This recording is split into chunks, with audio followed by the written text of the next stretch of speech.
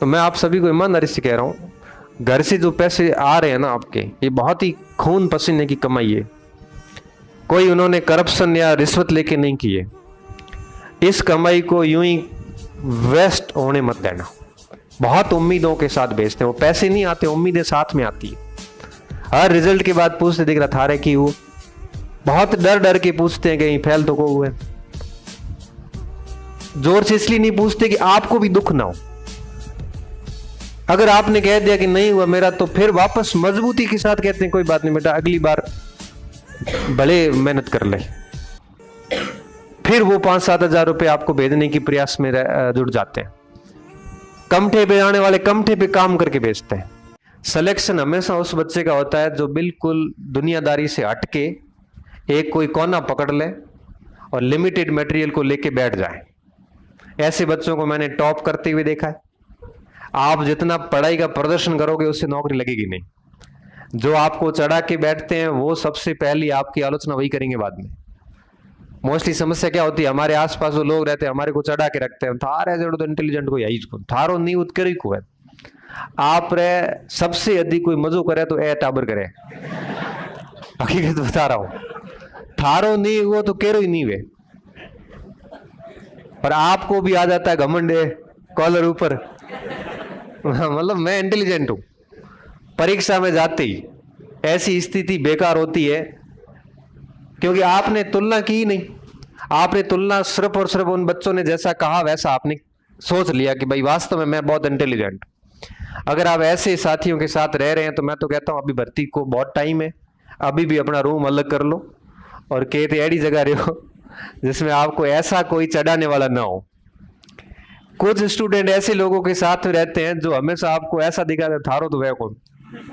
ये भी हानिकारक है। अगर कोई उठते ही बोल रहे तारे मजे उड़ रहे, अरे रे रे कर क्या रहा है सुबह, फिर आपको इतना इन्फीरियरिटी में डाल देगा कि थारे, तो आपको अपने ऊपर ही डाउट हो जाएगा। आपको अपने ऊपर डाउट हो गया तो सच में नहीं होगा। तो ये दोनों अतियां बड़ी खराब है। कोई अगर ये कहे कि नहीं आपका पक्का है, तो मैं तो सही में आपको बहुत अनुभव से बात बता रहा हूं, ऐसे दोनों वृत्तियों के लोगों से दूर रहना। क्योंकि जब आप तैयारी करने आ ही गए हैं ना, एक मात्र टारगेट आप सभी का यही है, मुझे पता है। अब आप भर्ती का इंतजार करो ना करो, डेली पूछो, अलग बात है। कोई कहता है सर भर्ती नहीं आ रही, मैं तैयारी करूं कि नहीं करूं, तो बीएड एसटीसी क्या वास्ते करी, तैयारी करूं या नहीं करूं, ये तो क्यों पूछना है, तैयारी तो करनी है। तो आप जब गांव से उठ के शहर तक पहुंच गए हैं तो अब आपको तो सिर्फ एक ही टारगेट है कि हाल फिलहाल नौकरी कैसे भी करके ले ली जाए। कैसे भी करके का मतलब ये नहीं कि बस में चढ़ जाओ, कैसे भी करके का मतलब है तैयारी करके, मेहनत करके। तो सबसे पहले अपना ग्रुप यहाँ पे चेंज कर लेना। कई बार बच्चे लाइब्रेरी में जाके वहां पे होशियार बन जाते हैं। लाइब्रेरी में एक ऐसा लड़का होता है जो सभी लड़कों में अपना इंप्रेशन झाड़ता है। ऐसे लोगों से भी दूर रहें, क्योंकि ऐसे इंप्रेशन के चक्कर में वो आप बर्बाद हो जाओगे। घर वाले बड़ी मुश्किल से एक एक रुपया जुटा के आपको भेजते हैं, 2000-5000 रुपए के साथ मारे के घरों में फोन करे कि मारे 1000 रुपया चाहिए फॉर्म वाला 2000, उनको आपको पता है वो कितने मुश्किल से पैसे करते हैं।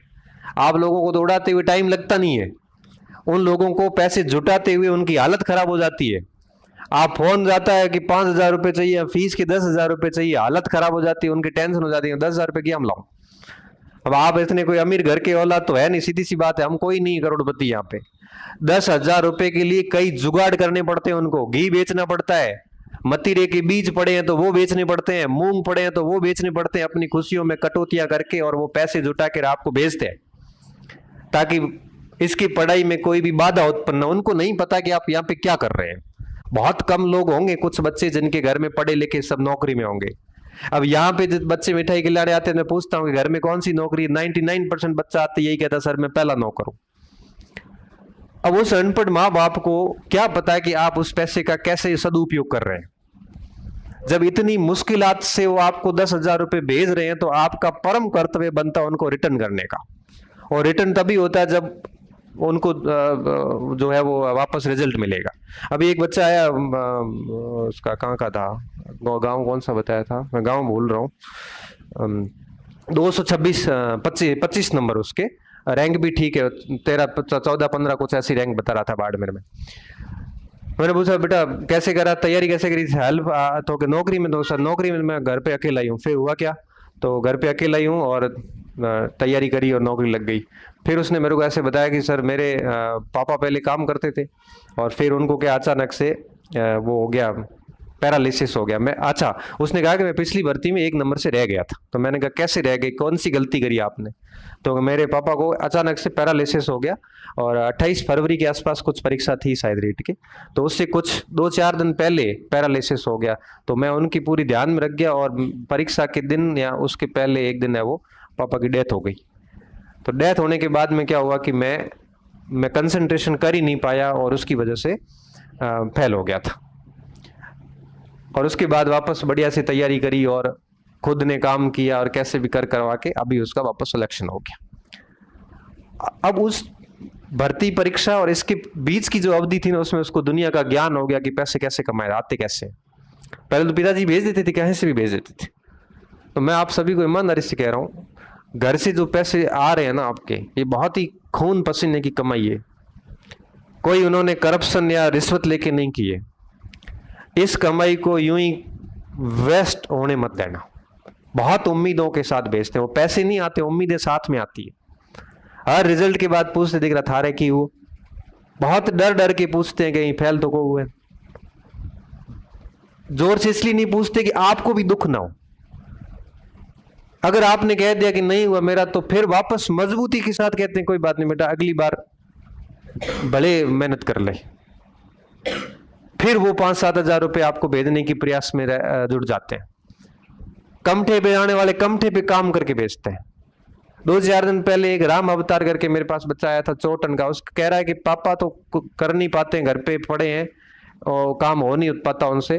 तो बड़े पापा का बेटा है, वो चिंदियां बेचता है, चींदे बेचे बेचे मना है वो पैया दे। तो एसटीसी फीस तो मन के मारे स्कूल में मार सादी। स्कूल में 7 मास्टर थे, सभी ने 2-2 हजार मिला के मेरे को 14 हजार रुपये फीस दी थी एसटीसी की।